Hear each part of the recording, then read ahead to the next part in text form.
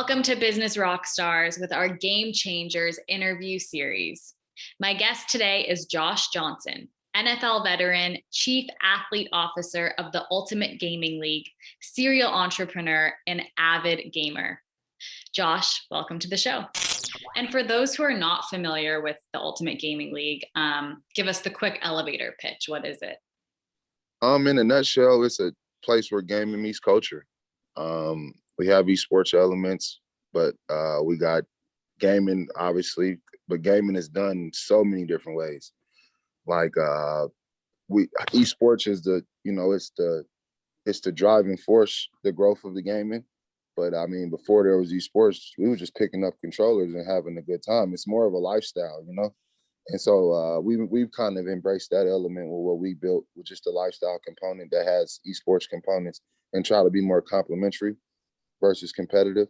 And we try to have a place, something for everyone, whether you a regular gamer who never picked up the sticks or someone that's really competitive, someone that wants to be able to create content, someone that wants to be engaged. Some people just want to be fans. We got a little bit of something for everybody. So I think the best thing to do is just kind of, come check us out, ugoworld.com, and really just find your niche into what we're trying to, what we're building and what we're growing. Where we at now, we don't plan to be next year or the year after. Hell, before COVID, we were just having tournaments out at local lounges. That's where we were at. I mean, and we didn't really have a plan to be where we at now, but like life, like things happen. We got uncomfortable and we grew.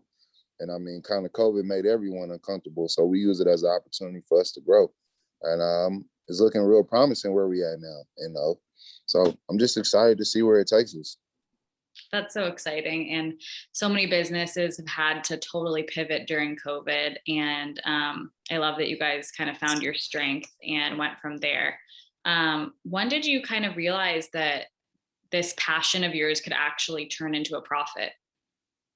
When I first learned about Ninja, because I didn't know Ninja. I didn't know anything about the whole YouTube gaming Twitch scene. I knew about Twitch a little bit from streaming because I'm in Madden franchises, and they made me stream our games and put it in the chat. That's because you had to watch and make sure people wasn't cheating. But I didn't want to do it at first. I was like, this is too much. Like, I just want to play the game and play my opponent.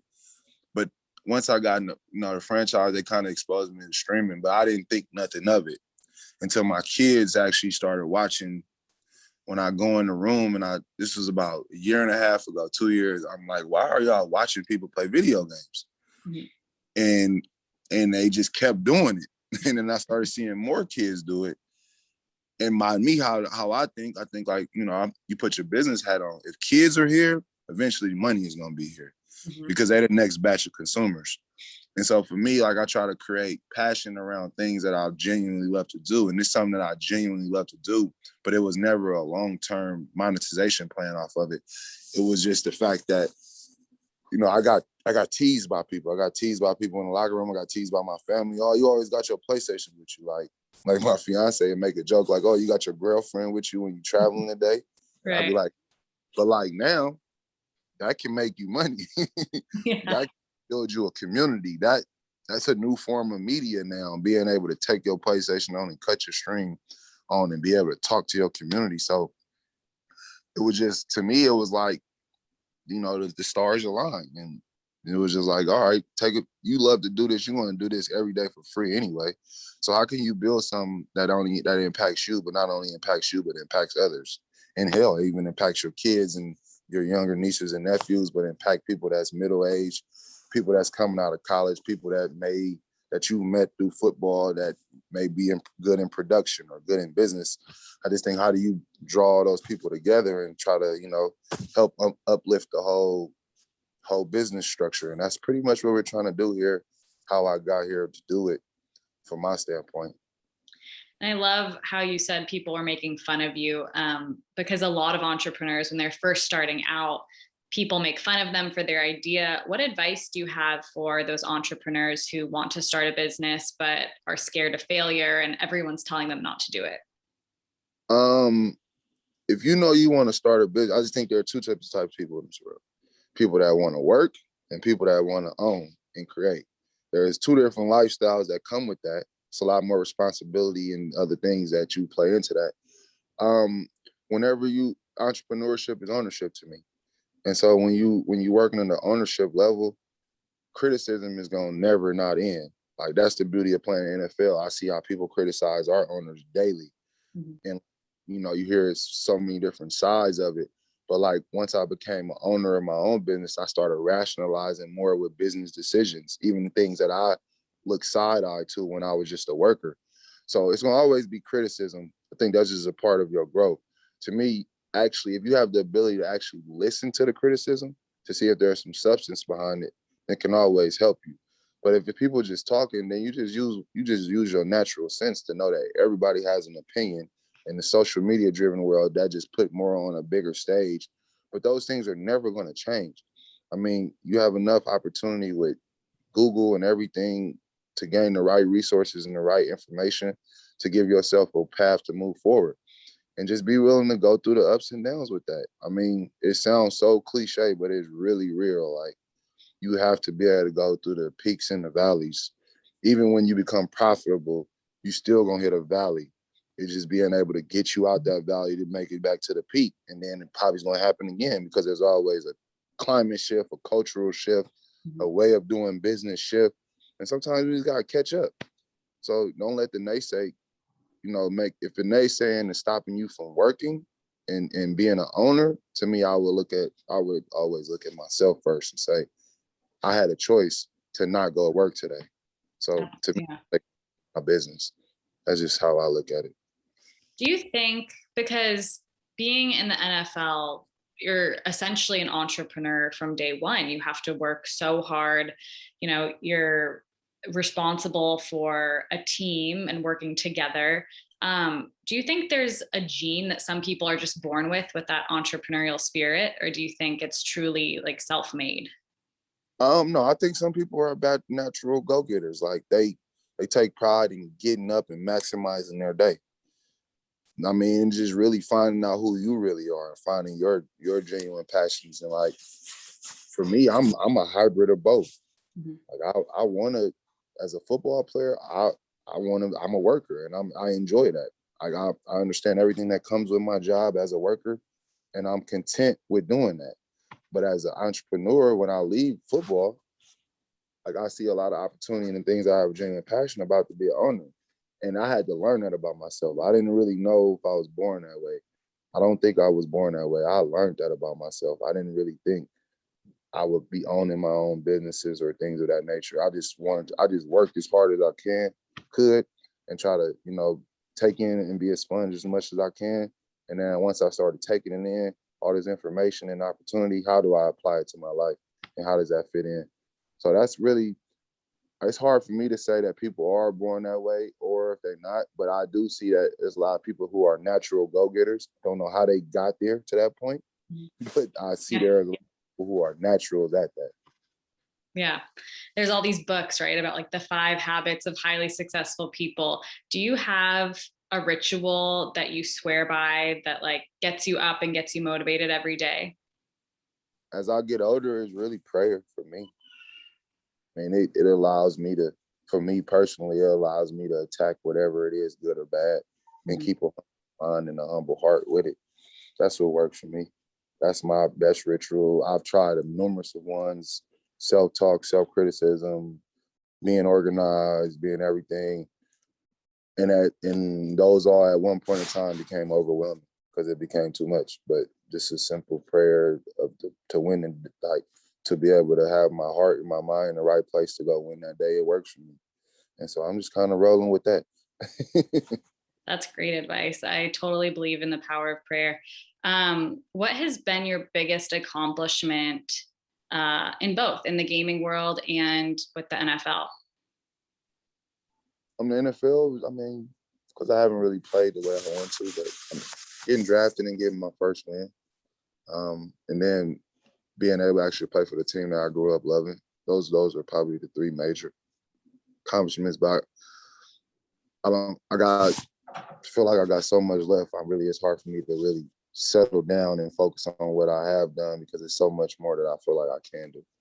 But in the gaming space, just the fact that I'm a part of a growing business, that's dope to me. Because when I look back when I was playing Atari, I never would have imagined like none of where it's at now. You would never. And I've seen all the different growths. I played PC games from Oregon Trail to Doom when they was younger. Had a Super Nintendo, had a Nintendo, Dreamcast, seen all these different, I've been a part of the gaming community. And my mom worked at Toys R Us, so it made it better for me to be able to be a part of it. I never would have thought we were where we are today. But it's, to me, on the same level of what I see as a pro football player. It's heading in that direction of level of entertainment, engagement, opportunity for others, as well as the community growth. So many people who want to be involved, and you don't have to retire like professional sports. So this being a part of a growing business and seeing where that goes is a major accomplishment for me. Hopefully everything goes well.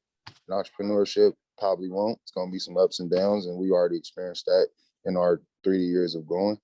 But just as long as we are around in 20, 30 years and actually know where we came from, I'm going to enjoy that process. But that's my biggest accomplishment in esports, is being a part of this business. That's a huge accomplishment. You mentioned the ups and downs, and obviously there are so many when you're an entrepreneur. There's new challenges every day, every hour, every minute. What was kind of your biggest challenge when you first started out, and how did you scale the wall essentially? How did you kind of break through that challenge? Biggest challenge was really just getting out and doing it. Because you want to plan so much, you want to do everything right, you want to allocate your resources right. But like, if I was looking at myself now, I would just say, just start ASAP. So you can start learning what's wrong and what's right. And the best teacher is experience. Like, we can formulate as many plans as we want in our head and put it on paper, but the best teacher is going to be experience, because then you will know how the market is responding to what you're actually putting out there. You will know what it's going to take for you to keep this product around and going forward, how you're going to fund it, how many people you need to be involved to grow this, how much can you take on yourself? Because you always start with yourself before you pay somebody else. Can you actually do it yourself? That's the beauty of entrepreneurship, you challenging yourself. So that's my best advice, is actually just start doing it. And if you don't feel comfortable, you don't have to do it big, grand, top of the line scale. You could start with something small with 2-3 people, and then let that 2 to 3 people become 6 people, and double, and just keep going from there, and be content. To me, content with growth is a major thing for me. I'm content with growth. I don't care if it was 0.5% of growth. That was growth. We didn't go backwards, we went forward. So that's really how I look at it, to be quite honest. No, that's so true. Even if you're growing just a little bit, you're still getting there. What do you think traditional sports can learn from the esports world? Because they so alike to me, I just it might be funny. If they can ever crack the ability to allow us to do it longer. I mean, Tom Brady's kind of pushing that notion, but like, as a football player, eventually that wall is going to end. That wall is coming, and that you're going to turn over a new leaf. Esports, you don't got to do that. You don't have to. You could play it till you leave this earth. I mean, that's the beauty of it. I mean, that's really the only thing I have that's different when I really think about it. Everything else is really similar. There's really a lot of similarities in esports and professional sports. It's just the product is different. Obviously, we're playing video games versus actually going out there and physically doing it.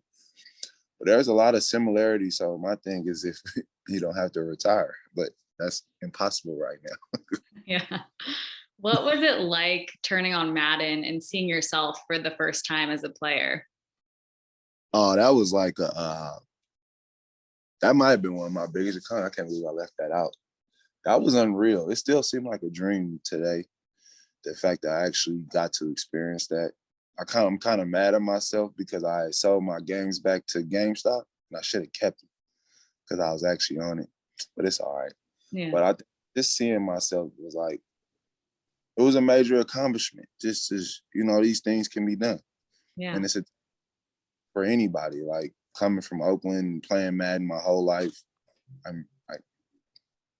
didn't actually be on the game. It was just like, that's a major accomplishment. And it was a surreal moment. It's still kind of surreal because like, it never settles in. I think when I'm done, all these things will settle in. It hasn't really settled on me like that. Yeah. Right now it's normal a little bit, but it's still dope. But I don't use myself in the recent games because they took me down a lot. So I can't use myself. I'm not good enough for the Madden standards yet. Do you think that it's hard as an entrepreneur and even as a football player to live in the moment? Because I feel like whether you're reviewing your plays or you're in a business and you're looking ahead, how do you kind of stay present and in the moment and really kind of cherish everything? That's a constant self-check thing for me, because I think it's like you said, everything is a tendency to, all right, I got that done, let me move on to the next, because you feel like the work is never done. But the appreciation of what you actually doing, to me, relieves a lot of anxiety and a lot of stress, because you actually appreciate all this other hard work you just put in for X amount of time that got you to this one accomplishment that you're moving on so fast to get to the next accomplishment. It's something that I constantly on myself about so I don't get lost in my work. Mm-hmm. Just really try to appreciate the small gains, to go back to the point. The little gains matter too, just as much as the big gains, because when you ultimately reach your ultimate goal, I feel like it didn't happen that night. You built that, that process, that old saying, Rome wasn't built overnight kind of like thing. I kind of really, I've been telling myself that for a long time, but I'm actually moving and living it a lot more. And it makes this process a lot better. I can say that. Yeah, I'm sure. You're also an investor and a philanthropist. As a mentor, and you're a parent, you're a lot of different things, but as a mentor, what kind of advice do you have for entrepreneurs or anyone really who wants to break into the gaming space? Start where you're good at. In the things that you're good at, do research on it. That's the beauty of 2021. We have a lot of information and resources out there. So start where you're good at, do research on it, and then press play. Like, press play. Don't sit around and wait for something to fall out the sky. Like, do your homework, formulate a plan of your strengths, know where you're weak at. Don't try to be strong in the things that you're weak in yet. Find the right partners that can help uplift you in your weak spots. And then just press play. Press play and go from there. Just do it. It's so much easier said than done. Oh, yeah, because we be in our own heads. Everybody's be in their own heads, which is understandable. But that's, to me, where you start, where you're comfortable at. Mm-hmm. Like, if you need $1 million budget to do what you really want to do, but you can't afford $1 million budget, don't do $1 million budget idea. Do $1 idea. Just do it really where you're comfortable at. It'll help. It helps. What would you say your favorite video game of all time is? Obviously Madden. Yeah. Out of Madden, Mario. This the whole Mario series. Yeah, my younger son has Mario Odyssey, so he plays that on the Switch, and it just take me all the way back to Nintendo. Yeah. So like I would say Madden, the Mario series, and I mean it's kind of the same game, but they just use different characters. Like this whole Spider-Man, the new Batman, they all kind of the same game, but they play is it's a different character. I like those whole series because it kind of relived my childhood, and that's probably my favorites right now. I wish they get a Xenoverse is cool, but Dragon Ball Z is one of my favorite cartoons.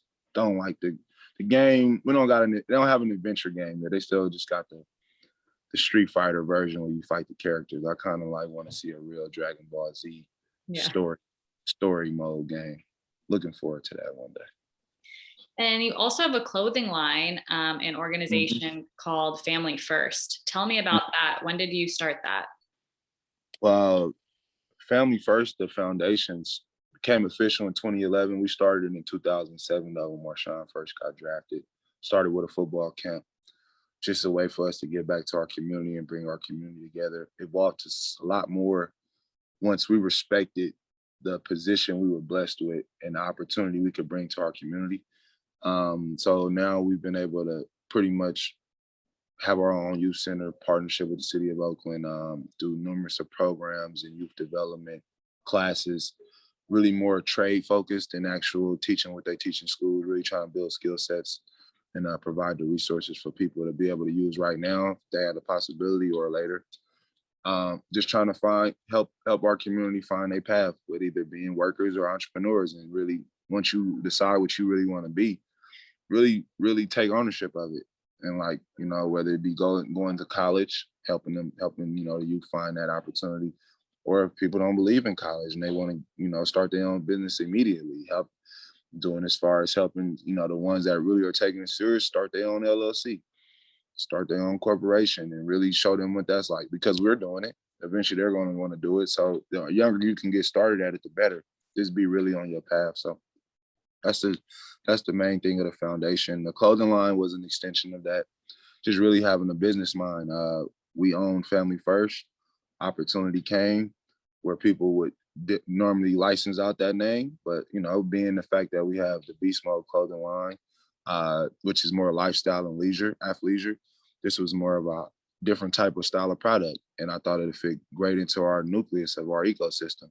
And so we partnered with Family First Milano, which is a big company in Italy, and we created Family First Oakland, US, and we sell, and it supports our foundation. We did a collab with Iceberg that raised some money that's going to get the kids a new studio for the music program.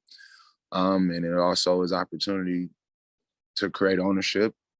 Not much like me, I get it started, but it's more for other people in my family that are really into fashion. And then be able to provide a good product but create opportunity for others with this product, whether it be jobs or create programs. That's how my mind goes with things that I want to create, to make sure that it impacts not only our pockets, but impacts, you know, different levels of life. And if that business is accomplishing that, then that pretty much fits into my motto. If I just want to make money, I'm gonna invest. Just to be honest, I'm just gonna invest. Mm-hmm. Yeah. That's really inspirational. If you could go back in time and give your younger self any piece of advice, what would you tell yourself? Everything you going through and learning now will be to use for you. Even the things that even the things that I didn't want to learn, I had moments in life where I was like, damn, I could have knew that if I would have paid attention more. Mm-hmm. But all those things to me just happened for a reason. It just made me be more aware, made me hold myself more accountable. So that's really what I would do. I mean, because my journey is my journey. We all have our own journey. But if we really be more intentful about that journey and what you're really going through and how that can help you become a better person and grow, I think everything happens for a reason. And you can learn from everything that's happening to you to become better. So that's all I would tell myself, just to be more intentful while I'm paying attention, and know that even if it's something I may not agree with, it may come back around and be resourceful. So that's it for me. Yeah, that's amazing. Where can people learn more about you? Where can people learn about the Ultimate Gaming League? Tell us your social handles. My social handles is headache, HEAD, the number 8, CKE on IG and Twitter. UGO World on Twitter, UGOworld.com. And UGO World on Instagram. And that'll pretty much, the clothing line is Family First Milano or Family First US, but Milano will be preferred. It's the bigger version. And then Fam First Fam Foundation is how you find me on IG about all our philanthropy work, and on Twitter. So that's pretty much where you can find me. Hopefully it's some stuff there that you like.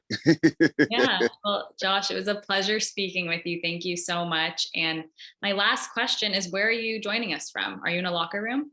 Yeah, I'm in our locker room. Oh, nice. We just got out the massage chair, got a good Friday in. Yeah. Work first, I do my work by day, entrepreneur by night. So now I got to go do the other stuff. I'm actually probably late for a meeting. They calling me. Okay. Well, thank you so much. It was a pleasure. All right. Bye.